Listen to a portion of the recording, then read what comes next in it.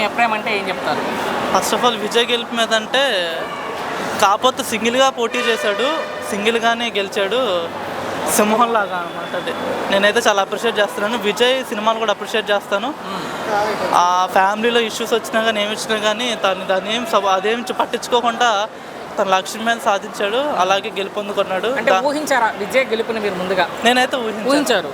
తమిళనాడులో నాకు తమిళ ఫ్రెండ్స్ కూడా చాలామంది ఉన్నారు. నేనైతే అనుకున్నాను కూడా విజయ్ ఫస్ట్ వస్తే విజయ్ గెలుస్తాడు అనుకున్నాను. ఆ విధంగానే విజయ్ టాప్లో నిలిచాడు అనమాట. అంటే చూసుకుంటే మనం ఎన్నికల ఫలితాలు చూసుకుంటే జెన్జీ ఓటర్లు ఎక్కువగా యువత మొత్తం విజయ్ వైపు మొగ్గు చూపుతుంది. ఆల్మోస్ట్ విజయ్కి జెన్జీ వాటర్లు ఎక్కువ వచ్చినాయి. ఎందుకు? ఆయన సినిమా హీరో, ఆ సినిమా గ్లామర్ పని చేస్తున్నా లేక ఇంకేదైనా ఆయన విజయ్ నమ్మడానికి కారణం అంటే? అంటే ఫస్ట్ టైం కదా విజయ్ రావటం, ఆ ఫస్ట్ టైంలో తన పరిపాలన ఎలా ఉంటుందని చెప్పి ఆ విధంగా కూడా చూసుకోవచ్చు. ఓకే, మరి ఇచ్చిన హామీలు నెరవేర్చుకుంటారనుకుంటారా విజయ్ గారు? పక్కా నెరవేరుస్తారు. నెరవేర్చాలని నేను కోరుకుంటున్నా. చివరిగా ఒక్క మాటలో విజయ్ గారి గెలుపు మీద మీ అభిప్రాయం అంటే ఏం చెప్తారు?